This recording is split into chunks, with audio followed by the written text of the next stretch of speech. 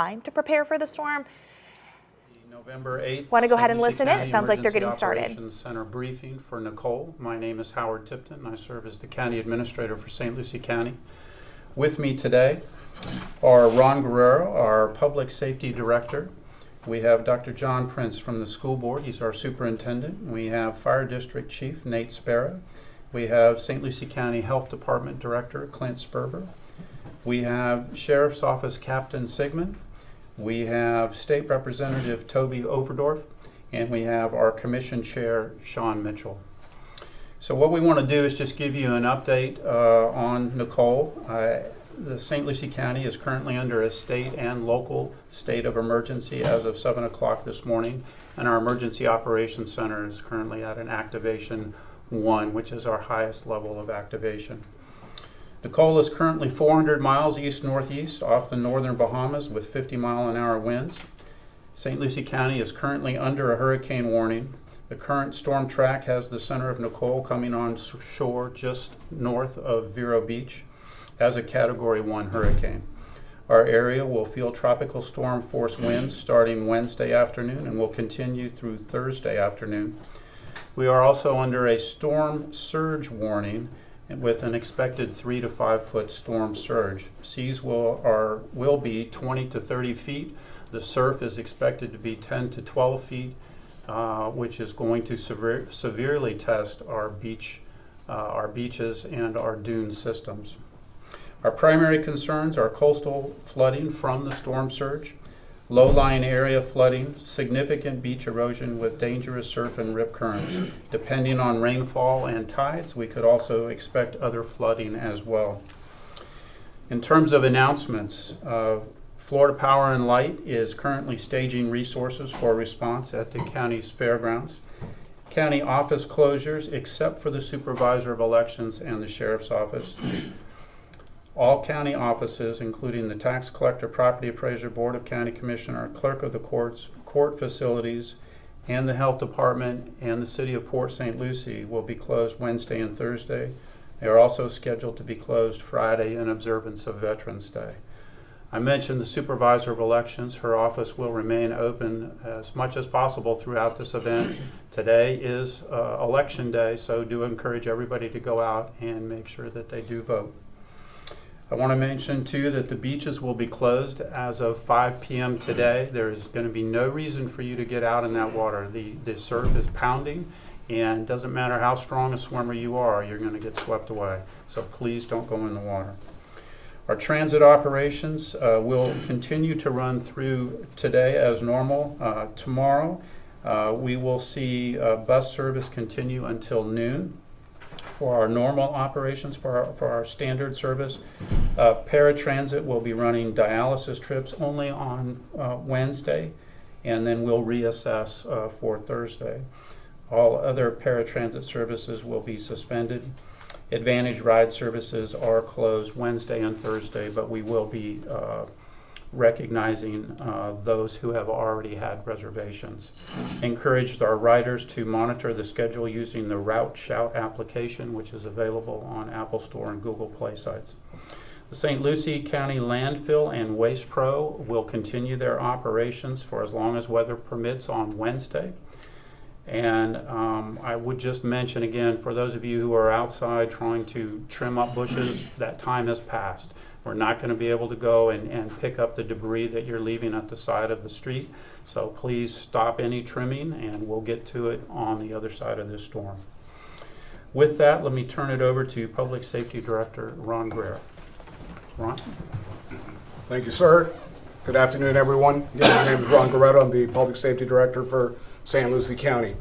As far as evacuations, we are strongly encouraging those who live in the barrier islands to evacuate, and those as well in the low-lying and mobile homes. Again, this is a voluntary evacuation. I repeat, this is a voluntary evacuation for those residents, specifically in the barrier islands in North and South Hutchinson Islands, low-lying areas, as well as mobile homes. We encourage them to seek shelters with friends and families, and we're going to be opening 3 shelters tomorrow at 10 a.m. I repeat, shelters will be open, 3 of them at 10 a.m. tomorrow morning. They are For general population, a pet-friendly shelter, the Westwood High School in Fort Pierce. The general population shelter at Treasure Coves High School in Port St. Lucie. And the special needs shelter at the Havard Femme Center in Fort Pierce. So again, we're going to be having opening those at 10 a.m. tomorrow morning. But again, we always encourage those who are looking to evacuate to seek shelter with friends and families where they will be feeling more comfortable, and the shelters are a place of last resort. So thank you for that. Thank you. Let me ask Chief Sparrow from the St. Lucie County Fire District to come up next. Thank you. Good afternoon. Request all residents, today's the day to batten the hatches. Today's the day you should be shoring up what you need to do around the home. Winds tomorrow are going to deteriorate, and the last thing you want to be out there is with plywood or panels trying to install them at that time. It's our experience over 7 hurricanes probably in the last 15 years. The majority of the injuries happen both in the pre-storm and post-storm phase. And the pre-storm phase is really where we have some of the more serious injuries when people are trying to rush to get shutters up. Be a good neighbor. Help your neighbors out if they're trying to do that in advance of the storm. People that are preparing their generators, abide by the manufacturer's safety instructions on it. Never run a generator indoors or in your garage, even during the storm. If post-storm you need to use it to power your home, make sure you're following the safety instruction and point the exhaust away from the structure. We have had problems in the past where folks were overcome by those fumes. With respect to power line emergencies, we ask that you call if there's a genuine, legitimate life safety hazard or a structure hazard. A line against your house that's arcing or catching fire, definitely call us. Anything that looks like a genuine life safety emergency. However, poles that are flashing, we can respond to it. We can really do nothing about that until FP&L arrives. They tend to suspend service at around the 30-mile-an-hour range, which is kind of low by our response standard. So please don't flood 911 call lines with those type of emergencies. There's really not a whole lot we can do with it without either FP&L or FPUA's assistance. Like I said, I'm going to circle back to help your neighbors and friends out, let them get secure for this storm, and we'll get through this together on the backside. Thank you. Thank you, Chief. Let me bring up our Health Department Director, Clint Sperber, next. Thank you, Howard. As far as last resort, I do want to reiterate what Ron Guerrero was saying. We do have our special needs shelter, but again, this is a last resort. Ideally, if you are able to go with the family or a friend, do so. If you are still able to travel out of county, do so. However, with our medical special needs shelter, which is located at the Fence Center, we will be able to provide care for you during the storm. And let me just explain to you what this special needs shelter is. So a person eligible for special needs is someone whose needs exceed basic first aid provided at a general population shelter, and their impairments or disabilities are medically stable. And I have a few examples for you, such as a dialysis patient, an asthmatic who needs electricity for a nebulizer, or someone with a respirator requiring self-care with a caretaker.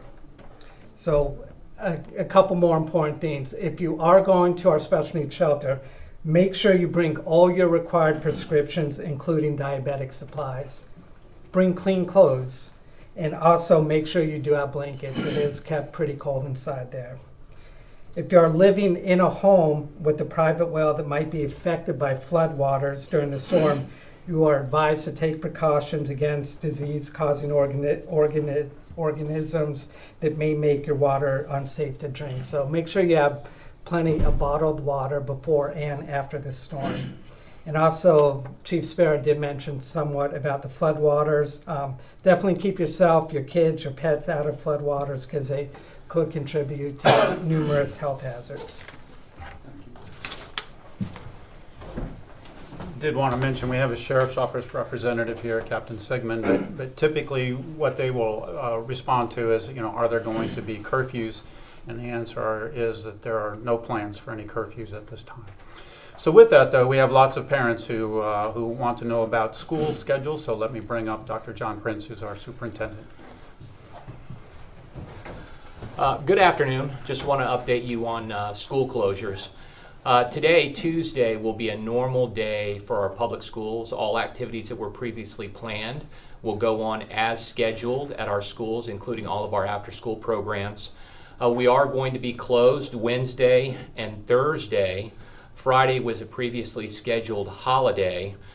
We will be communicating with parents with regards to Friday night athletics. So I would encourage you to make sure that if you get a school messenger or you get a text from the school district, please make sure you read that. If you have an athlete that might be participating in a Friday night event or a Saturday event where some of the things were previously scheduled that may be adjusted due to the storm. Our plan is to return to school on Monday. We anticipate that we'll be under normal operations on Monday. And once again, you can check our local website for St. Lucie Public Schools, and also we'll be sending out regularly scheduled messages to our parents via phone and text just to keep them updated on what our plans are. But I anticipate we'll be back Monday. Thank you. Anytime we have a storm event, we work closely with the Department of Emergency Management at the state level, and I'm pleased to have State Representative Toby Overdorf here representing the state and to share his comments. Thank you, Howard. For those that don't know me, Toby Overdorf, State House. And what I'd like to basically say is a couple different things. Number one, the state is standing by.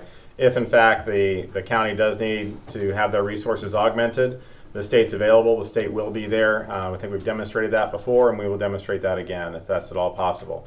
The second part is that please keep informed as to what's happening out there with this forecast. Last night when I went to bed, the slated track was for Hobe Sound. I woke up this morning and it's far north of us. So please keep track of this and remember that we had a storm over on the west coast that took a big jog to the south at the very last minute. So please be aware, please stay tuned with that. Finally, I spoke with representatives from FPL as well, and besides them staging here, we've seen a great augmentation of their grid in the area here, a lot of hardening, and that was a great way they were able to get back their services very quickly this last time around over on the West Coast. We haven't been tested over here on the East Coast with that, but I have every confidence in FPL that they will get those services back up and running if in fact we have issues here. So thank you very much. The state is standing by and we're here to help. Thank you, Representative. And lastly, I'd like to bring up Sean Mitchell, who is our Commission Chair, for his remarks. Well, thank you, Howard. And I'm just going to try to reiterate what everyone here at this dais has told you. It's the 5 Ps. Proper planning prevents poor performance. We have a great team here. I wish you could see all the people out here working for us. But just please adhere to what you've been told. If you can get your shutters up, today is the day to do it, not when the winds pick up. And as the chief said, the fire chief, that most accidents happen prior and after the storms by people out there trying to do things they shouldn't be. Look out for your pets, look out for your children, and I just want you to know that I'm very proud of the operation that we do here, and Godspeed to everyone. Thank you. That concludes our prepared briefing. We're able to answer any questions that you might have.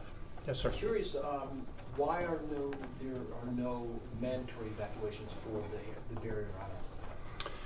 So the question is, why are there no mandatory evacuations? And so what we're trying to do is just make sure that we educate people as much as possible. And so we've got a storm surge that is significant. The rainfall and the winds are not as high as we would normally. If we were looking at a category 2 or 3 or anything higher, then we would certainly make it mandatory.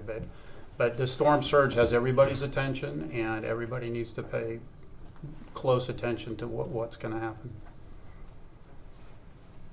Any other questions? How long are the shelters going to stay open? As long as needed. The storm right now is expected to subside Thursday afternoon, and so we'll make sure that everybody has a place to go before we start shutting them down. But certainly by Friday, we would hope to have everybody back to where they need to be.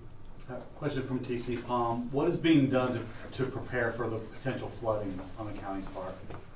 So we're taking a look at all of our ponds, all of our canals and systems, making sure that our culverts are clean.